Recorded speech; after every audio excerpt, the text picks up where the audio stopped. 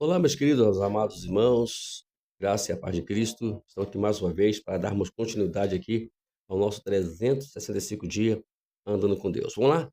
O tema de hoje nessa segunda-feira, 24 de março, alheios à realidade. Vamos lá? Chuck Counsel conta a história de John Gray, um ex-presidiário reabilitado por meio do seu ministério, comunidade da prisão.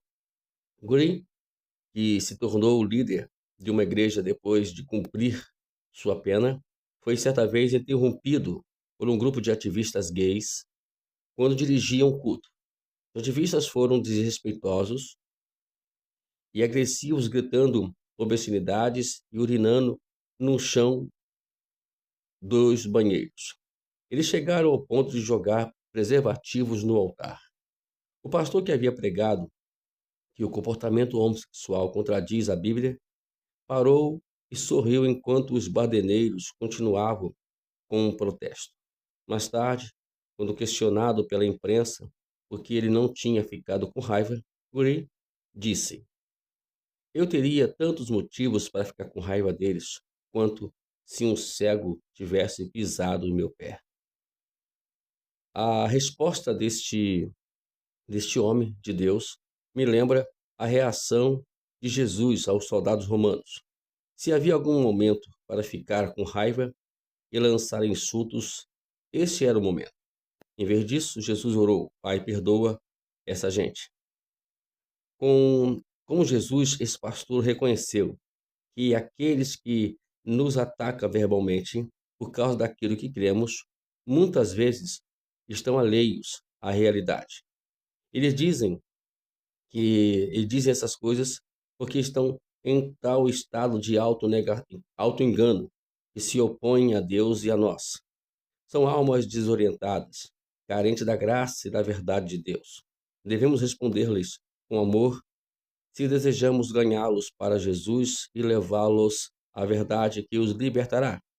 Devemos nos guardar de tomarmos atitudes defensivas e agressivas contra aqueles que nos atacam por causa de nossas convicções. Ficar com raiva e revidar não é a maneira que Jesus lida com as situações. Ao contrário, devemos honrá-lo lutando para vencer o mal com o bem. Bom, aqui é uma história impressionante que nos fala de um pastor que foi confrontado pelos ativistas gays. Hoje em dia, a gente tem que tomar muito cuidado porque como nós vamos reagir a esses confrontos. Infelizmente, em alguns casos, temos visto que líderes espirituais têm se debatido com eles e de forma agressiva, de forma, né, totalmente ao contrário do que a Bíblia ensina, eles têm ali se confrontado com essas pessoas. E ao contrário, a palavra desse pastor aqui foi impressionante, eh, que deve ser exemplo para todos nós. O que que ele fala aqui? Eu ficar com raiva com eles é a mesma coisa que você ficar com raiva de um cego quando pisa no seu pé. O cego não viu e pisou no teu pé. A mesma coisa são eles. Eles estão cegos, eles estão enganados pelas convicções deles, pela forma que eles acham que é certo. Nós temos o nosso dever não é confrontar com essas pessoas, não é brigar com essas pessoas, é simplesmente, fazer de tudo para que elas sejam libertas, que as visões espirituais deles sejam abertas e que eles enxergam a realidade. Eles estão, como diz o tema aqui, estão alheios à realidade que a qual existe. Eles estão alheios, porque estão alheios, porque estão cegos, né? Foram ensinando assim. A mesma coisa se fala também com as religiões aí. Não temos que parar de querer confrontar essas pessoas. Pregar o evangelho é o que Jesus ensinou para a gente.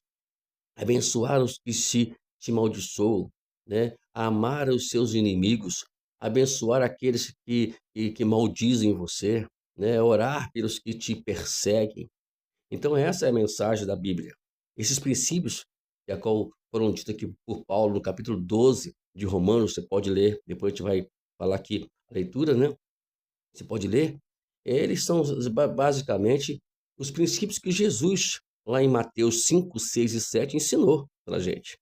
Eu sempre falo, eu gosto muito de mencionar isso, que você quer conhecer os princípios da vida cristã, então leia com muito cuidado e atenciosamente o capítulo 5, 6 e 7 de Mateus. Aí você vai ver, né? Você vai perceber ali como fazer para servir a Deus de uma forma correta.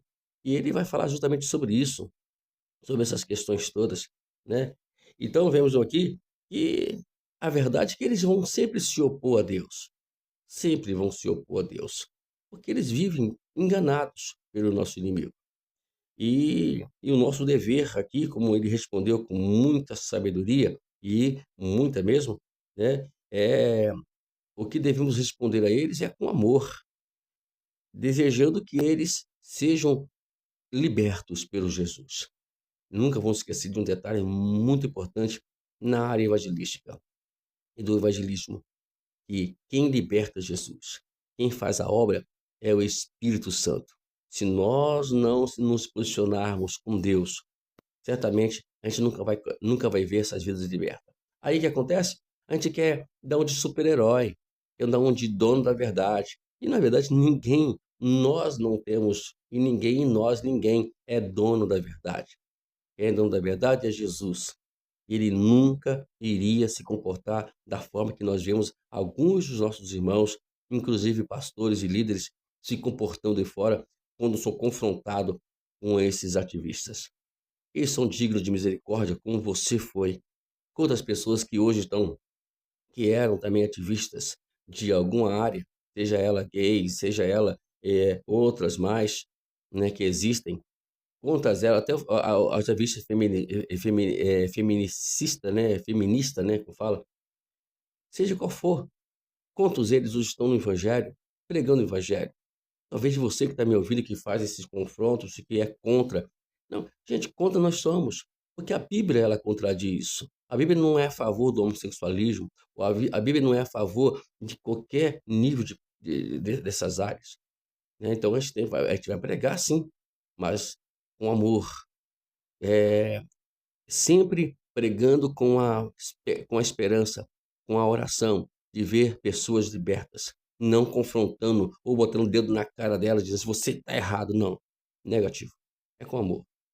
Uma vez fizeram uma pergunta, um ativista não, uma pessoa que fez uma operação, né, essa operação que os homens fazem hoje para poder se tornar mulher, e ele fez uma pergunta a um determinado pastor que não obteve, que não deu resposta. Ele perguntou: se eu for para a tua igreja, né? Se eu for para a tua igreja, você não vai me receber?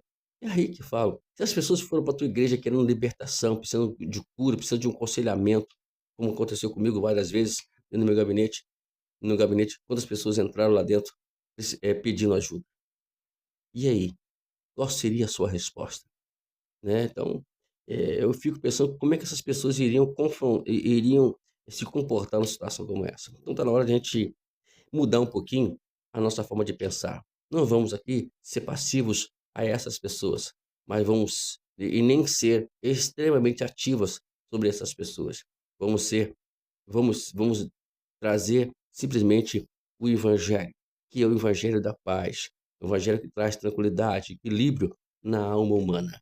Ok? Deus te abençoe. Tenha uma boa segunda-feira. Em nome de Jesus, que Deus os abençoe profundamente. Amém.